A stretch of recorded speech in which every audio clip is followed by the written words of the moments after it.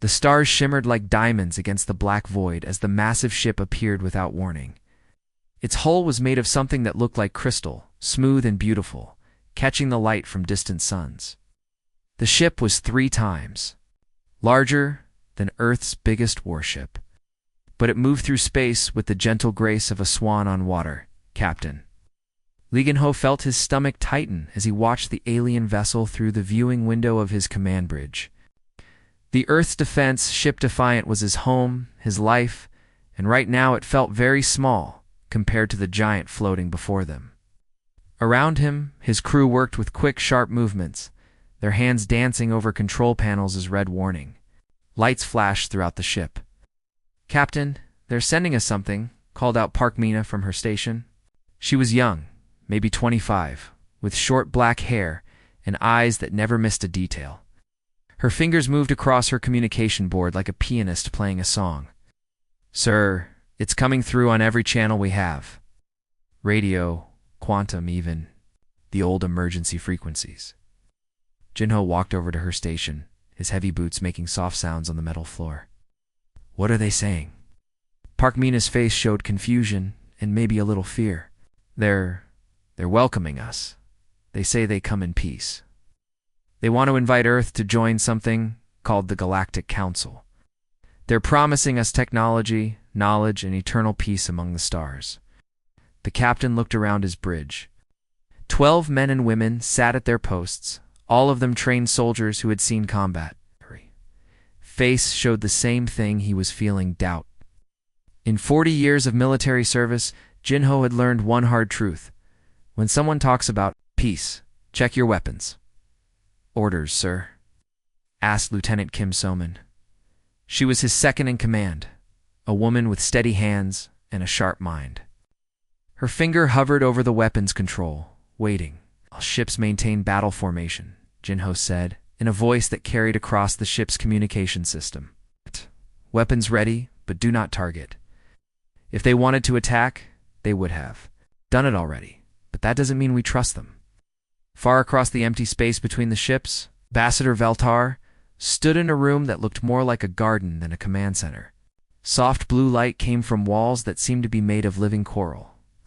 Water flowed in small streams along the floor, making gentle sounds that were meant to calm the mind. But Veltar was not calm. His body was tall and thin, almost see-through, like glass, with skin that glowed softly from within.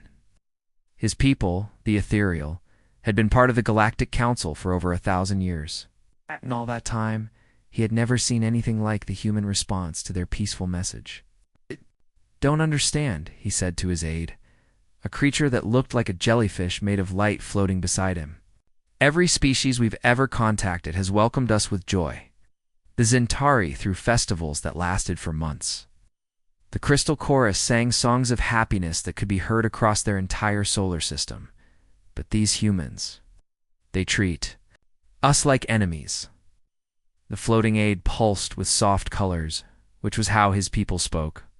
"Perhaps they are young and do not understand the gift we offer." Veltar watched the human ships on his viewing screen. They moved in perfect formation, each one covering the others, creating a wall of metal and weapons between Earth and his peaceful vessel.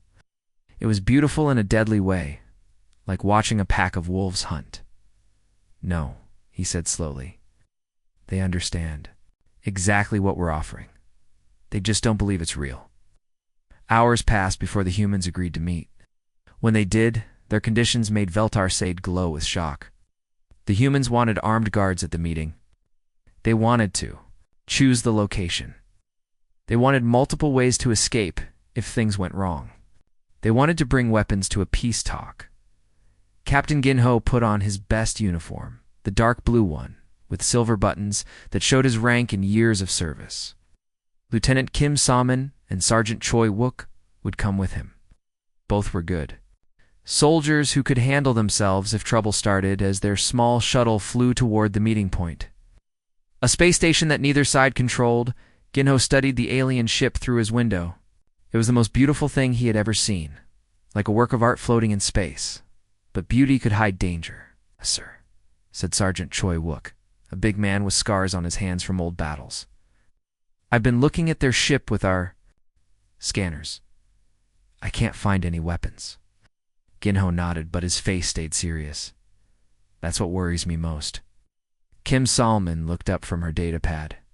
Either they're so advanced that we can't detect their weapons, or they really don't have any. Ginho finished. A species that travels between stars but carries no weapons. That's either very foolish or very confident. As they approached the meeting point, Ginho made a decision that would change everything for both species. He would listen to what these aliens had to say, but he would never, ever let his guard down. Because in his experience, the most dangerous enemies were often the ones who smiled while they destroyed you. The room was like nothing Captain Ginho had ever seen. Walls made of living coral glowed with soft blue and green light that pulsed like a heartbeat. Water flowed in thin streams along the floor and up the walls, making quiet sounds like rain on leaves. Strange plants that seemed to be made of light grew from every surface, swaying gently even though there was no wind. The air smelled like flowers after a spring storm. Ginho sat in a chair that had grown from the floor when he approached it, molding itself to fit his body perfectly. It was comfortable, but he kept his back straight and his hand near his weapon. Lieutenant Kim Soman sat to his right, her sharp eyes watching every corner of the room. Sergeant Choi Wook was on his left, his big frame tense and ready for trouble. Dr. Yoon Hannah sat across from them, her notebook open and pen ready. She was Earth's best scientist for studying alien life, a small woman with quick hands and a mind that never stopped asking questions. She had wanted to come to this meeting more than anyone. But even she looked nervous in this strange place. Ambassador Veltar floated into the room without walking. His body was tall and thin, almost like glass, and light seemed to come from inside him. When he moved, it was like watching smoke drift through water. He took his place at what might have been a table, though it looked more like a living tree that had grown flat on top. "Welcome," Veltar said, and his voice was like music, soft and gentle. "We are honored to meet the children of Earth. We bring you greetings from 47 worlds, all united in peace and friendship." Other beings entered the room, and Ginho felt his soldier's mind cataloging each one as a potential threat. There was something that looked like a giant jellyfish made of light floating near the ceiling. A creature that seemed to be made of living crystal stood in one corner, humming with a sound like distant singing. Strangest of all was a group of small machines that moved together, speaking with one voice for something called a collective consciousness. "You speak of 47 worlds," Dr. Yoon Hannah said, leaning forward with interest. "How many people is that? How many different species?" "Billions upon billions," Veltar replied, his glowing form pulsing brighter with what might have been happiness. "Each species brings their own gifts to the council. The Zentari are master gardeners who can make any world bloom with life. The Crystal Chorus creates music that heals both body and soul. The Whisper Collective shares thoughts across vast distances, connecting minds in perfect understanding." Lieutenant Kim Soman shifted in her chair. "And they all live in peace." Number 2. Wars, no conflicts, no disagreements. The floating jellyfish creature pulsed with colors that somehow conveyed amusement. "Conflict is a symptom of want and fear. When all needs are met and all fears are calmed, why would anyone fight?" Sergeant Choi Wook scratched his scarred chin. "Where I come from, people fight over all kinds of things. Religion, politics, who gets the last piece of food. You're telling me none of your people ever disagree about anything?" "Disagreement, yes," Veltar said patiently. "But violence, never. When you have infinite resources and unlimited knowledge, there is no reason for war." Dr. Yoon Hannah wrote quickly in her notebook, "How do you handle crime? What about people who break your laws?" The crystal being's humming grew softer, almost sad. "Crime comes from desperation or mental illness. We cure the illness and eliminate the desperation. Those who still struggle to fit in are helped with love and understanding until they find their place." Captain Ginho had been quiet, but now he spoke. "What about natural disasters? Asteroids hitting planets, stars going supernova, plagues that kill millions. How do you handle things that can't be reasoned with?" The aliens looked at each other with what might have been confusion. The collective consciousness spoke through its machines, the voice sounding like many people talking at once. We predict such events and prevent them. Our technology allows us to move asteroids, calm unstable stars, cure any disease before it spreads. And if your predictions are wrong, Kim Soman asked, if something happens that you didn't see coming, that has not happened in over 10,000 years, Beltar said confidently.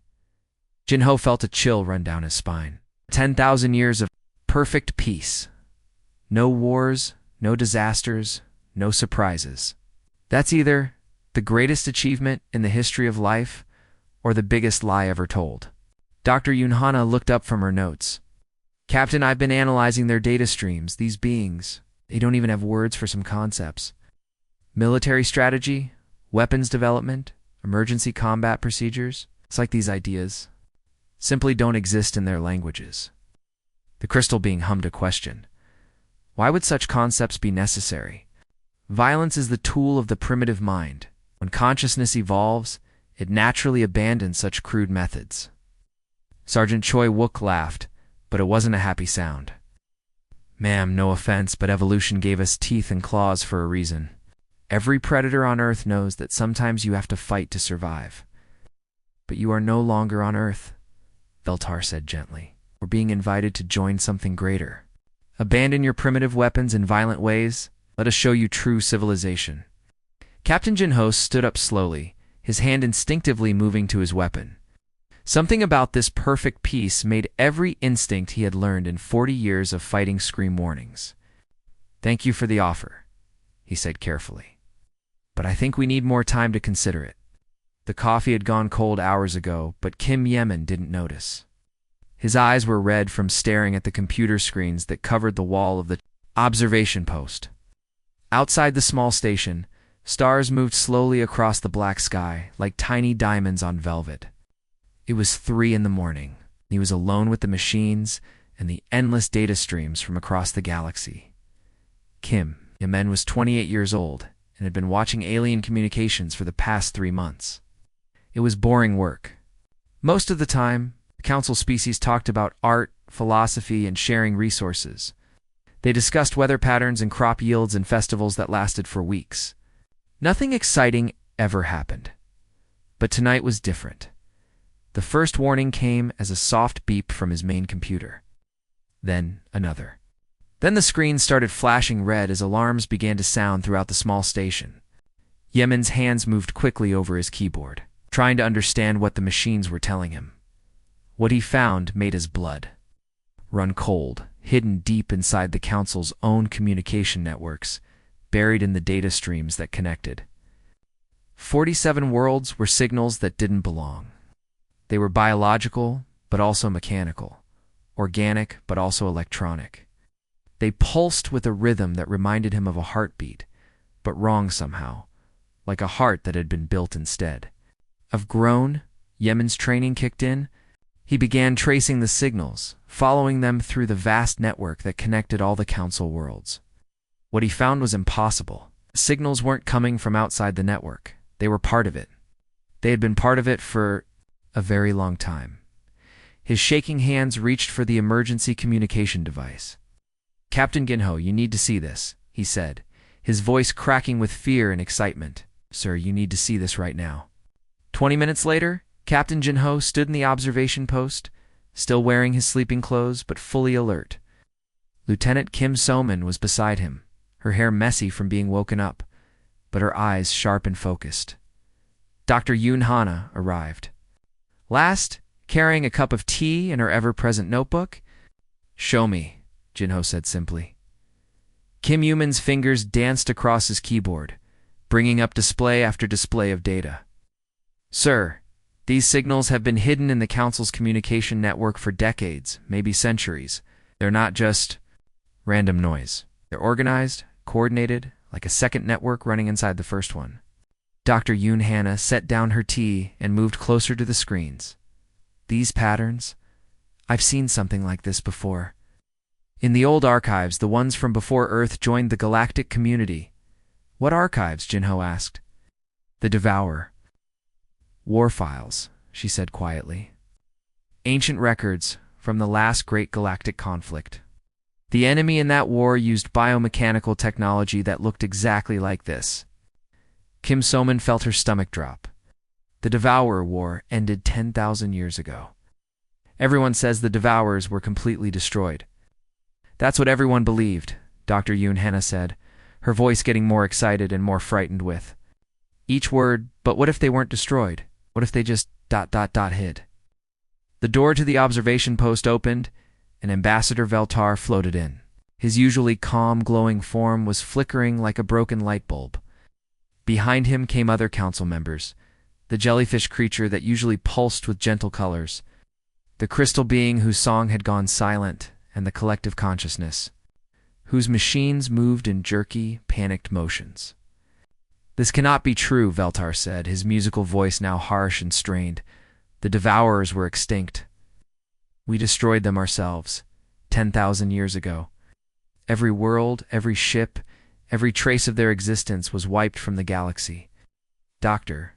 Yoon Hana pulled up more data on her screens. No, you didn't. Look at this. These signals match the biomechanical signatures from the old war records perfectly. They've been hiding inside your own network, using your peaceful nature against you. The jellyfish creature pulsed with colors that hurt to look at, speaking. In a voice like breaking glass, impossible. Our security systems would have detected any intrusion. It's not an intrusion, said Colonel Baek Ji-ho, who had just arrived at the station. He was Jin-ho's tactical advisor, a man who had spent his life studying how enemies attacked and defended, an infiltration. They didn't break into your network. They became part of it. Jin-ho stared at the screens, his mind racing through possibilities and plans. How long have they been there? Kim Yamin checked his calculations.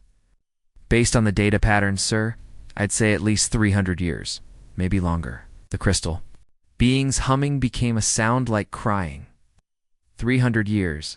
They've been watching us, learning from us, preparing, ... Preparing for what? Kim So-man asked, though she already knew the answer. Colonel Baek Ji-ho was already running combat simulations on his portable computer. Sir, if these readings are accurate, they've had centuries to place agents on every council world. They know your defenses, your weaknesses, your population centers. When they decide to reveal themselves, it will be a slaughter, Captain. Jin-ho finished, his voice grim and certain. Ambassador Veltar's form flickered faster, his panic growing. But we have 47 worlds, billions of people, advanced technology, ... and no weapons, Jin-ho said quietly. No armies, no warships, no idea how to fight. You've been living in peace for so long that you've forgotten how to defend yourselves. Outside the observation post, the stars continued their slow dance across the sky, beautiful and peaceful and completely unaware that the galaxy was about to explode into war. The emergency alarms had been sounding for 6 hours. Straight when Admiral Song Hyok finally stood up from the War Council table. His uniform was wrinkled, his coffee cup was empty, and his eyes were red from lack of sleep. Around him, the most powerful military leaders on Earth sat in stunned silence as the last reports came in from across the galaxy. 40-7 worlds. Under attack, billions of people dead or missing. The beautiful, peaceful council species being slaughtered like sheep by an enemy they had forgotten how to fight. Gentlemen, ladies, Admiral Song said, his voice cutting through the noise of the emergency command center. We have 12 hours to save a galaxy that didn't want our help 3 months ago. The room fell silent, except for the constant beeping of computers and the distant sound of ships launching from Earth's orbital stations. Through the large windows, you could see the night sky filled with the lights of humanity's war fleet preparing for battle. Captain Jin-ho sat at the strategy table, his weathered hands moving across a holographic display that showed the entire galaxy. Red dots marked the worlds under attack. Blue dots showed human forces. There were a lot more red dots than blue ones. The Devourers hit every major population center at the same time, he said, his voice steady despite the horror of what he was describing. They've been planning this for centuries. Perfect coordination, perfect timing, perfect knowledge of every weakness. Lieutenant Colonel Lee Minju, had not slept in 3 days. Her desk was covered with coffee cups, food wrappers, and thousands of pages of data about the enemy. Her eyes were bright with the kind of dangerous energy that came from too much caffeine and too little rest. "I've been studying their attack patterns," she said, pointing at charts that covered an entire wall. "They're like locusts, but worse. They don't just eat everything, they turn it into more of themselves. Buildings become breeding grounds, people become raw materials. Even the metal from destroyed ships gets absorbed into their biomechanical systems." Admiral Song leaned over the table. "Weaknesses. They're predictable," Lee Minju replied quickly.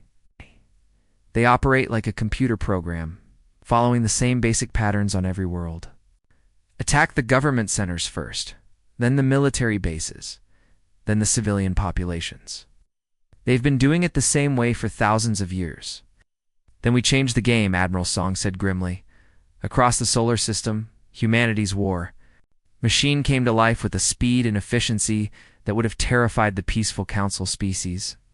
Every space station, every orbital platform, every hidden military base that Earth had built over the past century began launching ships and troops. Captain Jinho found himself in command of the rescue fleet heading for the Zentari system. Ship the Defiant led a force of 200 vessels through hyperspace toward what had been one of the most beautiful worlds in the galaxy. The Zentari were master gardeners who had turned their entire planet into a paradise of flowers and forests. Navigation Officer Han Suyan was a small woman with steady hands and a mind like a computer. She had been plotting jump routes for 15 hours straight, calculating the fastest way to reach the battle zone.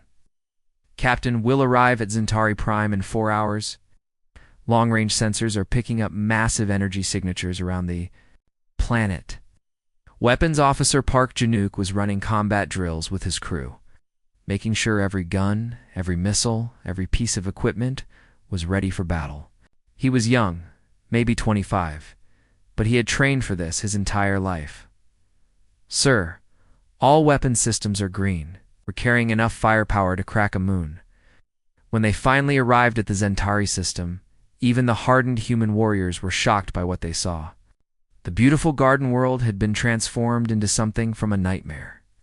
Massive biomechanical structures covered the surface like tumors, pulsing with sick light. In orbit around the planet, creatures the size of space stations fed on the destroyed remains of the Zentari fleet. "Dear God," whispered Kim Yemen from his sensor station. "They've turned the entire planet into a breeding ground. Those structures, they're making more of themselves." Admiral Song's voice crackled. Over the communication system to every ship in the human fleet. "All ships, this is Admiral Song. You see what we're fighting? You see what they did to a world of gardeners and poets. Remember this moment. Remember why we fight. The human attack was unlike anything the galaxy had ever seen. Where the council species had fought with elegant energy weapons and defensive shields, humans brought chaos. Kinetic rounds that could punch through mountains.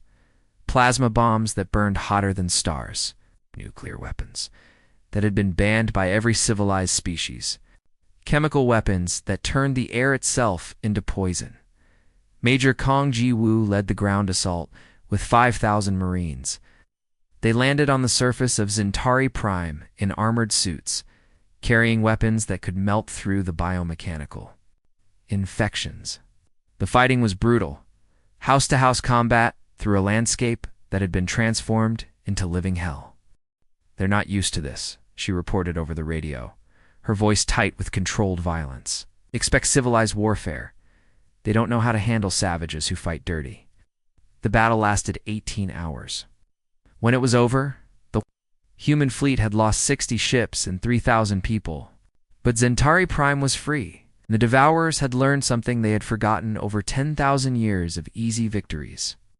Some species never forgot how to be killers. The rebuilt council chambers looked different now. The beautiful coral. Walls still glowed with soft blue light, and water still flowed in gentle streams along the floor.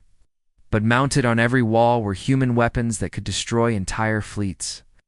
Guard towers made of earth steel stood at the corners, their sensors constantly watching for threats. The peaceful garden had grown teeth. Ambassador Veltar floated in his usual spot, but his once bright form was dimmer now, flickering like a candle in the wind. The war had changed him, changed them all. His people, the ethereal, had lost 8. Of their 10 worlds to the Devourers, only quick action by human forces had saved the survivors.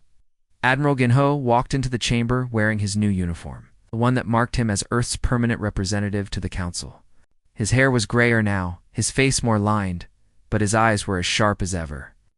Behind him walked his aide, Lieutenant Park Mina, carrying a thick document that would change how the galaxy worked forever. The Galactic Defense Protocol is now in effect, Jinho announced to the assembled delegates. His voice carried the weight of someone who had seen too much death and was determined to prevent more. Every world, every species, every settlement in Council space is now under the protection of the Earth Defense Forces. The crystal being that had once hummed with beautiful music now made sounds like breaking glass. "We understand the necessity," it said, its voice full of sadness, "but it is hard to accept that our age of peace is over." Dr. Yoon Hannah sat at a table covered with reports and medical files. She had been working with the surviving populations for 2 years now, trying to help them understand what had happened to their perfect world. Her hair was streaked with white, though she was only 35 years old. The stress of caring for an entire galaxy's trauma had aged her. "Many of our patients still cannot sleep," she reported to the assembly. "The Zentari, who once spent their days tending gardens, now wake up screaming from nightmares about their cities being consumed. The Whisper Collective, who shared thoughts across space, now fear to open their minds to anyone. The floating jellyfish, creature that had once pulsed with gentle colors, now showed only grays and blacks. Our children ask us why we did not protect them. We have no answer." Admiral Jinho looked around the chamber at the broken remnants of 47 peaceful civilizations. "You have an answer now. We protect them because we remember what it means to be afraid. We remember what it means to fight for survival." Lieutenant Colonel Lee Minju entered the chamber, her uniform bearing the insignia of the new Galactic Defense Academy. She carried training manuals and recruitment forms, tools for teaching peace-loving species how to become warriors. "Progress is slow," she reported. "The Zentari are learning basic combat skills, but they cry when they have to destroy training targets that look like plants. The Crystal Chorus can coordinate military communications, but they refuse to carry weapons. The Whisper Collective is excellent at strategic planning, but they become physically ill when they have to think about violence." A new voice spoke from the back of the chamber. Major Kung Ji Woo, now Director of Planetary Defense, stepped forward. Her armor was scarred from 100 battles, her face marked by the kind of lines that came from making life-and-death decisions every day. "With respect, Admiral," she said, "maybe that's not a bad thing. Maybe we don't want them to become like us." The chamber fell silent. It was a thought that had been haunting many of the human officers. In saving the galaxy, had they destroyed something precious? Had they turned artists and philosophers into soldiers? Dr. Yoon Hannah looked up from her reports. The Zentari have started a new tradition. Every time they plant a flower, they also plant a small defense turret beside it. They call it growing protection. They're learning that beauty and strength can exist together. The crystal being's humming grew slightly warmer. "Our children are learning songs about the human warriors who saved them. They sing of Admiral Jinho, the guardian who came from the stars. They sing of Major Kang Ji-woo, the Iron Maiden who walked through fire to rescue them." Ambassador Veltar's form flickered brighter for a moment. "Perhaps this is not the end of our age of peace, but the beginning of a new kind of peace. Peace that is chosen, not given. Peace that is protected, not assumed." Admiral Ginho walked to the great window that looked out over the galaxy. Ships moved in the distance, human vessels on eternal patrol, watching for threats that might come. From the dark spaces between stars, "The Council wanted peace," he said quietly. "They got it. But they learned that peace isn't the absence of war. It's the presence of people willing to fight for those who cannot fight for themselves." Doubt sighed. The window, a human battleship, passed by, its hull scarred from old battles but its weapons ready for new ones. In its wake flew a smaller vessel, painted with the colors of the Zentari, carrying flowers to replant on their devastated homeworld. The galaxy was peaceful now, but it was a different kind of peace. It was peace built on the promise that never again, would the innocent face extinction alone. It was peace guarded by warriors who had learned that sometimes the greatest act of love was the willingness to become terrible in defense of those you protected. The Council had wanted peace. Earth had given them guardians. Perhaps in the end, that was the same thing.